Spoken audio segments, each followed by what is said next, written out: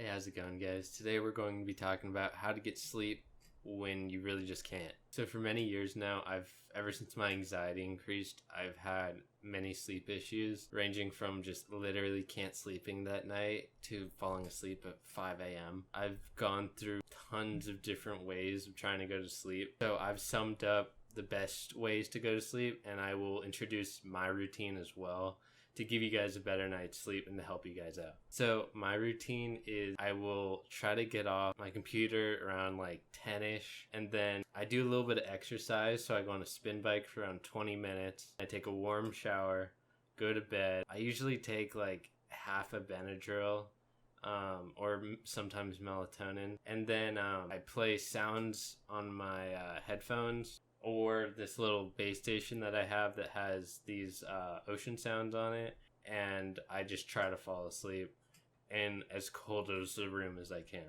This has helped me out a lot. Sometimes I'll get to bed later, like at 12, but I'll still get in the same routine, and it's helped out a lot of me getting to sleep. So some suggestions that I have for you guys on getting to sleep. First off, I'm going to say sleep sounds is so good. So whether it be like ocean sounds or just anything that you want to play that relaxes you on your headphones while you fall asleep is good, or you could play it on an external device like a speaker or something. Those are great. I've been using those for so long. Helps my brain to stop thinking because the sounds will play through, and if you play them loud enough, you can't really think that much. And my thoughts is what keeps me up at night. Sleep sounds have helped me out immensely in my sleep. Sleep meditations are also really great. There's many different apps out there, or just on YouTube. Look up sleep meditations. They're really good because it guides you to sleep. Your brain focuses on the task that they want you to focus on, and it helps me out a lot. I haven't used them much recently because I feel like I've gone through most of them. When I first found them, they helped me out a lot, and I highly suggest them. And with my routine, I advise going the working out warm shower routine because you get a little bit of a sweat and then your body gets a little bit tired. You hop in the warm shower, you come out relaxed, and then you just hop in bed, and it's a lot easier to fall asleep compared to anything else that I've done. It's been helping me out a lot recently because school's coming up and I'm gonna need to get some sleep, so that's gonna help me out a lot there. Another tip is to not look at your clock. Knowing that time is increasing, 1 a.m., 2 a.m., 3 a.m. will just drive you nuts.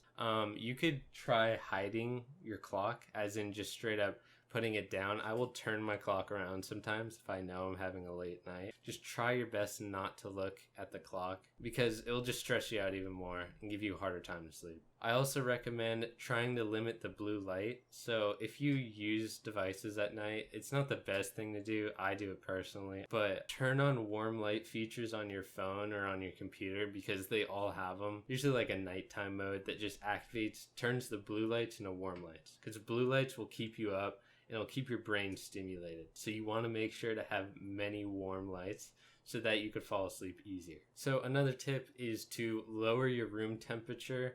And if you can't do that, put like a cold rag on your face, or at least get some cold water on your face. If you have a fan, the fan will blow the air onto your cold face, and it'll just feel great on those hot nights. If not, it still feels great. Certain nights are so hot and you need this cold rag or some sort of AC to help you cool down your room, because the cooler the room, the more comfortable your body will be, and you'll get to sleep a lot easier. Another tip is to tense your muscles and then relax. This tip is to go up your body. You tense your feet, you tense your calves. You basically try to strain as much as you can from it and then relax it. It will just drain all your muscles in your body. It's kind of like what working out does.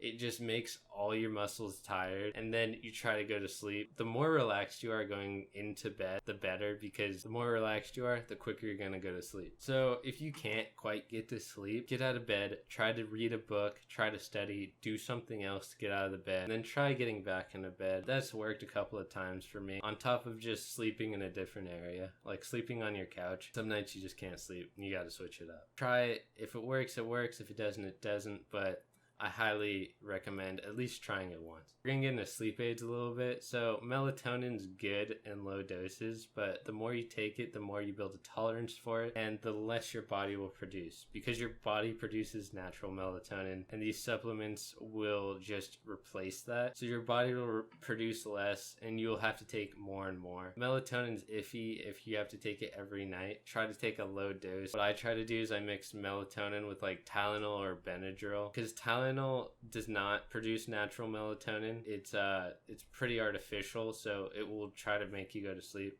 I don't know the exact stuff, but Tylenol / Benadryl and melatonin are very different. Benadryl and Tylenol will always work, while melatonin, you'll slowly build up a tolerance for it. But Tylenol and Benadryl can make you sleepy and groggy in the morning too, so that's an issue. So take a low dose of that.